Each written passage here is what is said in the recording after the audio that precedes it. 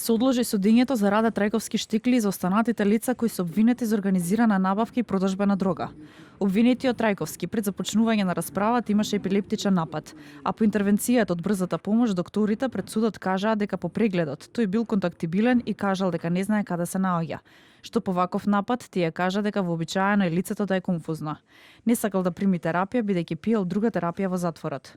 Судот донесе одлука обвинетиот Раде Трајковски да се однесе во друга просторија, бидејќи одбил да прими терапија, а судењето да проложи со вкрстени прашања од одбраната. Адвокатот на штекли, Сашко Дуковски, побара одложување и посочи дека на одбраната во ниту еден момент не е во корист да се одолговлекува судењето. На Раде Трајковски дијагностицирана му епилепсија од 2017 година. Од почнувањето на оваа расправа досега Раде Трајковски ниту го навреди, ниту го наруши редот во оваа судница. Обвинетиот вчера бил прегледан и дадена му е терапија од психијатар. Со оглед на суицидални идеи, лекарот од општа пракса од брза помош немаше доблес да каже дали денеска примил терапија, зошто ако не примил еден од можните исходи е ова.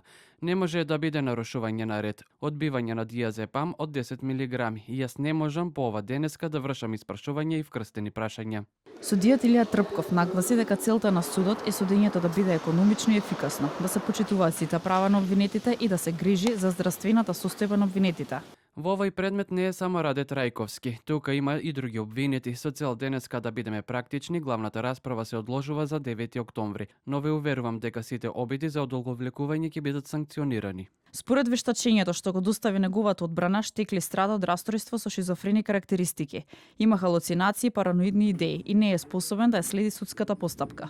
Обвинителството пак изготвило психијатриско вештачење во кое се тврди дека тој нема проблеми и е способен да го следи судењето. Денеска требаше да проложи испрашувањето на вештакот од обвинителството. Според обвинението на ОЈО-ГОК опфаќа вкупно 10 лица. Првично биле опфатени 16 лица, од кои 7 веќе склучиле спогодби и добиле затворски казни од 3 до 3,5 години. Според обвинителството, групата била добро организирана со јасно дефинирани улоги, од набавка до продажба на кокаин и марихуана.